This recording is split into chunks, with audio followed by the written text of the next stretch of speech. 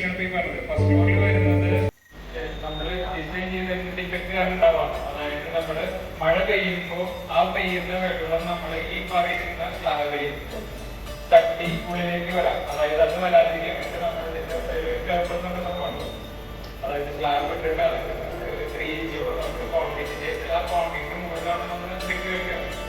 അപ്പൊ ആ കർവ് ഇടുന്നത് നമ്മുടെ വഴിയെ അല്ലെങ്കിൽ കർവ് മാറ്റി അല്ലെങ്കിൽ കർവിനെ പകുതി കുറയ്ക്കാൻ ചെയ്ത് കഴിഞ്ഞാൽ ഈ പറയുന്ന താഴത്തെ ഫ്ലോറിൽ ചെയ്ത് അതേ കുഴപ്പം തന്നെ കാര്യം വരും. രണ്ട് കാര്യങ്ങളാണ്.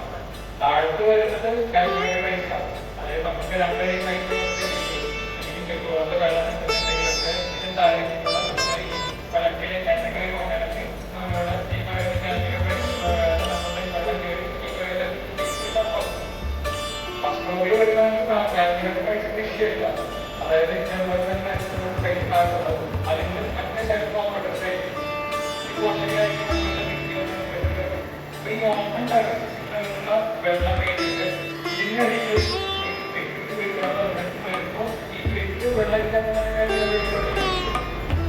അപ്പൊ അതിനെ താഴെ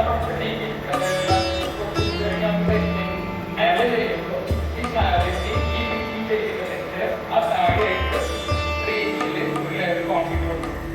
ഈ കോൺക്രീറ്റ് കൊണ്ട് അതിന്റെ മുകളിൽ ഒരിക്കൽ ഒരു 3 ഇഞ്ച് കൊടുക്കാതെ ഒരു 1 ഇഞ്ച് 2 ഇഞ്ച് ഔട്ടർ സൈഡിൽ നമ്മൾ നല്ല ടൈസൊക്കെ ഇടും. അപ്പൊ നമ്മൾ ഈ വെച്ച കർബിനെക്കാട്ട് ഉയർത്തിക്കും ഈ ഓപ്പൺ ടെറസിൽ.